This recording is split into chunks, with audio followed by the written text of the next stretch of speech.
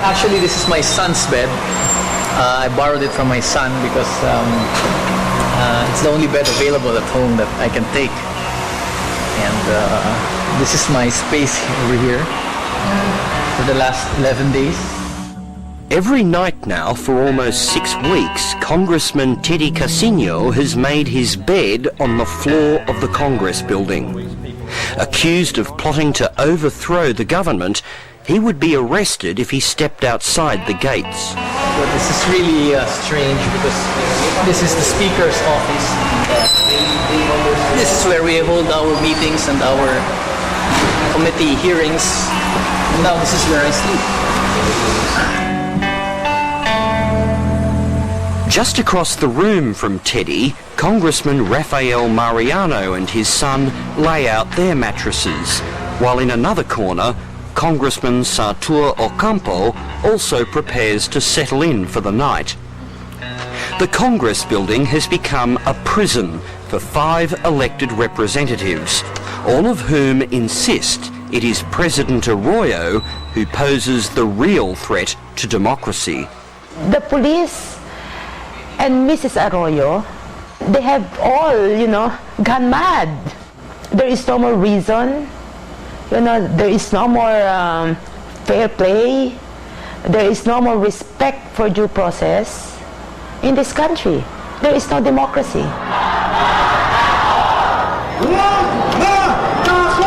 The plight of the congressman began on the 24th of February.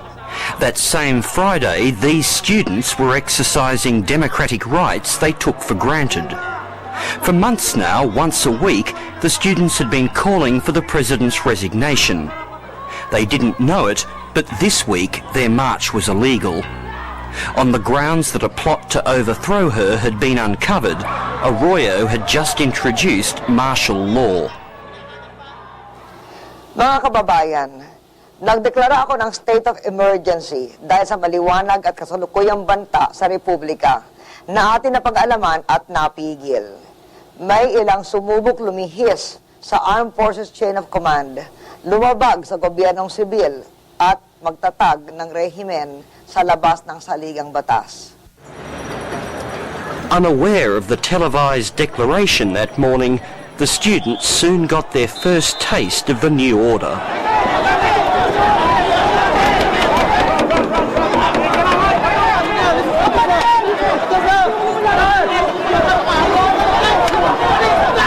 The police seemed to relish powers that hadn't been used since the dark days of the Marcos regime. Dozens were injured and many more taken into custody. I'll be one of the first to be guilty of saying that I immediately said, Madam President, let's come out with a state of emergency. And there was unanimity with that proclamation. The President's Chief of Staff, Mike Defensor, claims that a majority of Filipinos approved of martial law. People supported it because the Filipinos do not want a coup d'etat. The Filipinos do not want a military takeover the government. We have had 20 years of that. And so when we came out with that and we explained it to the people, people understood and supported and rallied behind the president. But this was just the opening volley in Arroyo's crackdown. On Sunday, February 26th, 2 days after the students were attacked, 6 left-wing congressmen were accused of being involved in the plot to overthrow President Arroyo. One was arrested, the other 5 rushed to the Congress building protected by scores of supporters.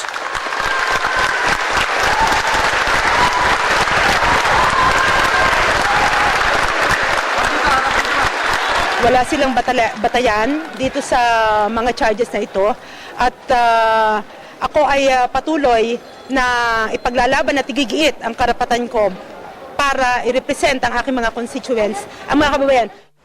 Liza Maza is a well-known women's rights activist and a member of the Filipino Congress since 2001.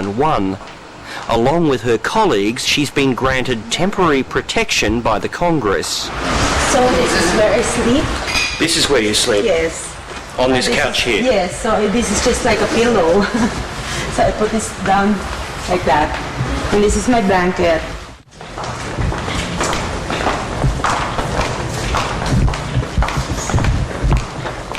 Maza is angry that the government has released few details about the charges being prepared against them. One is that allegedly we are committing rebellion, and another is that we participated in an attempt to launch a coup d'etat against Mrs. Arroyo. And up to this moment, they were saying that they have tons of evidence, but this is all being announced through the media. Despite their precarious situation, the mood here is more defiant than fearful. They believe the charges against them are trumped up and politically motivated. Some might say that if the allegations against all of you are true, then they're very serious allegations. I mean, they're allegations about rebellion and plotting to overthrow the government. But it's a very ridiculous case. You know, one of their evidences is an affidavit of this person who said that 14 years ago he saw me somewhere in the hills attending a central committee meeting of the Communist Party of the Philippines. And that was 14 years ago. Why didn't they file a case back then, or a few months or years after that? Why now?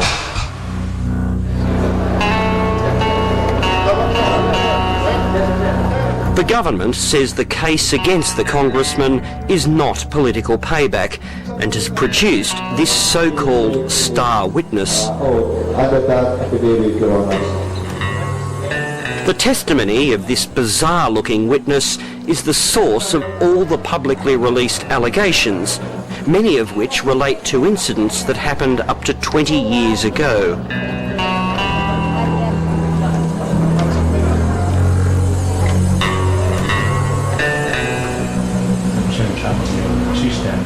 Although he's shy on the detail, the head of the Philippines National Police, General Lomiabao, says the case against the congressman is clear-cut. Well, this has to be proven in court, but as far as the prosecution is concerned, then we say that the evidence is really a solid evidence. So you are confident that this is not a case of political persecution? Oh, no, definitely not. That this is a clear case that these yes. people were coup plotters? Yes.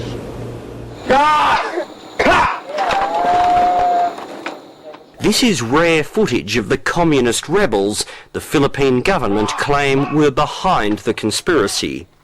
They call themselves the New People's Army. Kanta.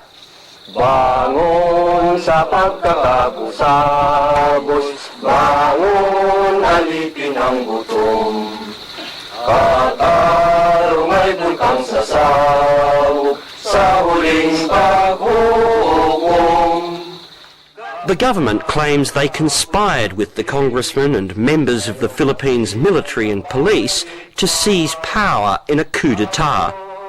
The problem with the government's theory is that it's a most unlikely alliance.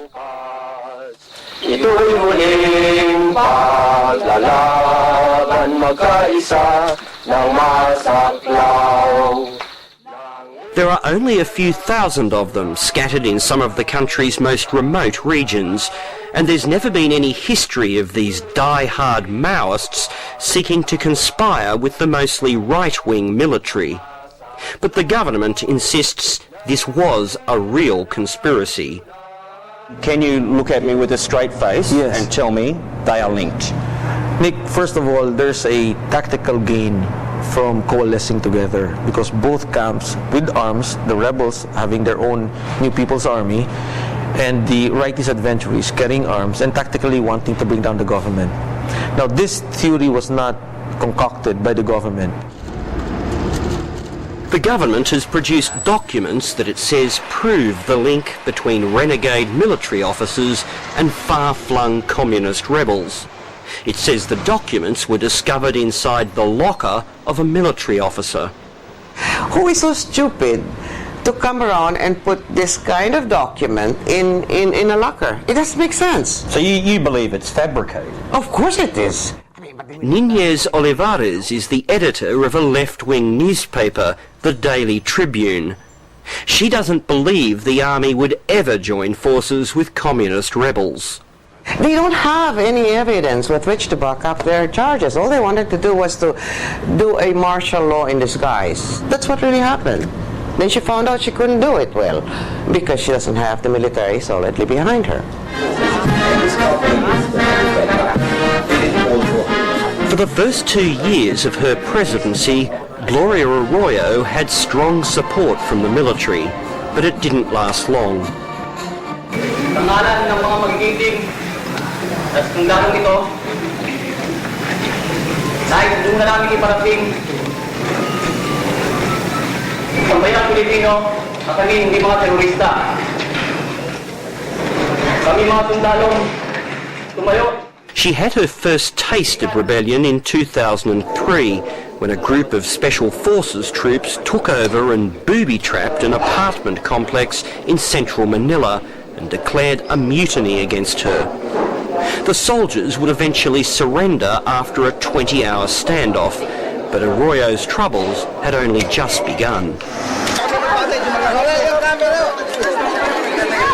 Last year, Arroyo was accused of electoral fraud when tapes were released of telephone conversations she had with election officials during the 2004 election.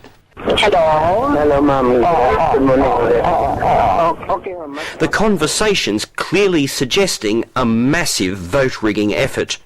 So will I still lead by more than 1 M? More or less it's that advantage, ma'am. Parang ganun din ang lalabas. You cannot be less than 1 M? Ipipilitin na natin niya, pero as of the other day, it's 9:02. Kaya nga eh. I also regret taking so long to speak before you on this matter. Surviving impeachment efforts against her, Arroyo expressed regret, but few took her apology seriously. Let me tell you how I feel personally. I recognize that making any such call was a lapse in judgment. I am sorry. In fact, the evidence about vote rigging in the 2004 election has continued to mount. Just last month, photos taken on a mobile phone were released showing soldiers using crude techniques to change votes and stack the result. She just keeps on saying, I won the elections fair and square. Everybody knows she cheated, and everybody also knows that the military was used by her to cheat for her.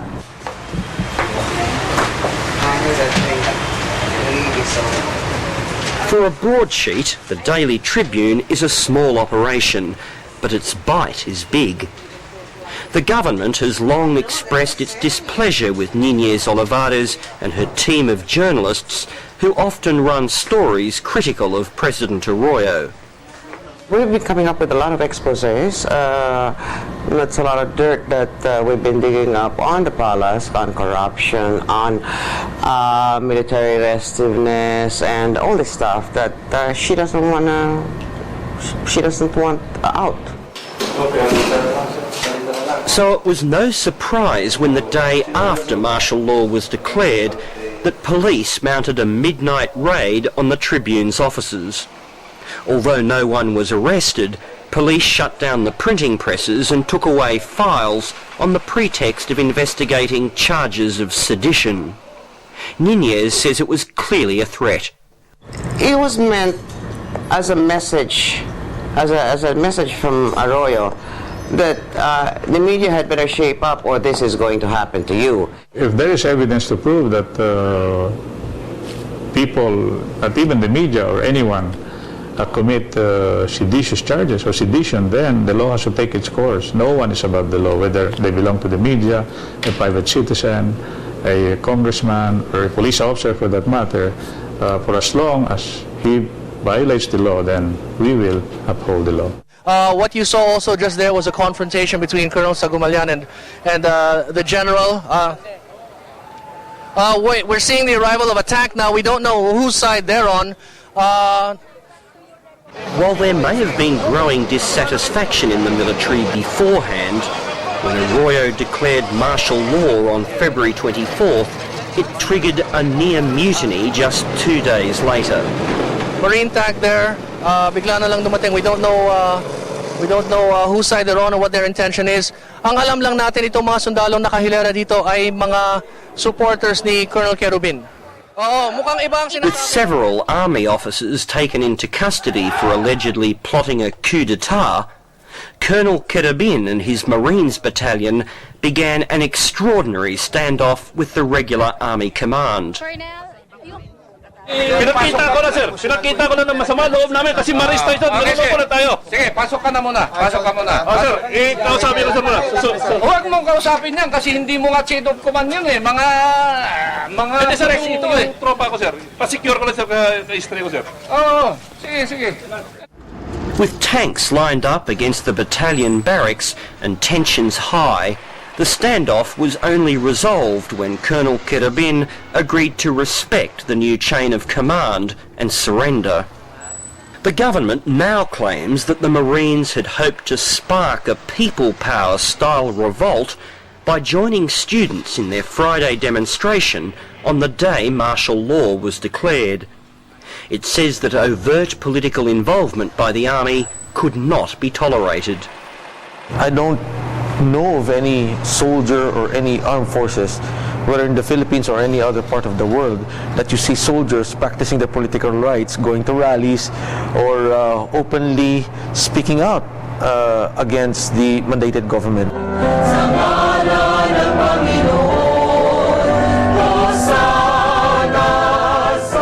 But it's not just renegade soldiers, students, politicians and journalists who are speaking out against the government.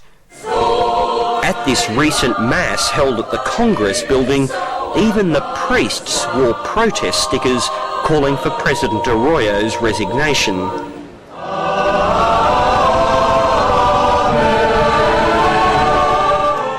Many of these clerics protested against the authoritarian regime of Ferdinand Marcos, and they firmly believe that the actions of Arroyo's government pose just as serious a threat to democracy as the dictatorial rule of Marcos. The system has grown more powerful so that we ousted Marcos, but the system remained. So the later politicians came in, they knew how to manage the system for their own interests. That's why nothing really changed, it became worse. Trapped at the Congress building, Lisa Muzzer takes to the roof twice a day to practice her yoga and prepare for the long battle ahead. That's the warrior pose. That was the warrior pose? Yes, that's my favorite pose because after all this is a battle of wills. Lisa's interest in yoga may serve her well. If the charges against her are accepted by the court, she and the others face many years in prison. But if she's fearful of that result, she's not showing it. The truth will come out. The government is so afraid that people will everything will, come to a head. That is why they are using the coercive power of the state to run against the critics and to silence them, to silence us.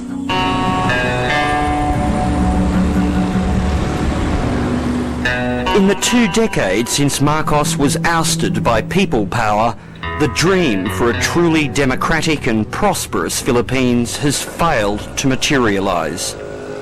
Allegations of cronyism and corruption have once again become the norm rather than the exception.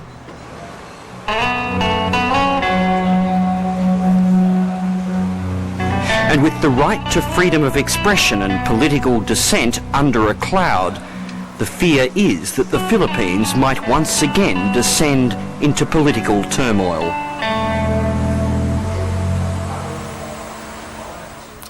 Good night and good luck. Good night for a movie. Good night and good luck. Good night for a movie. Good night and good luck.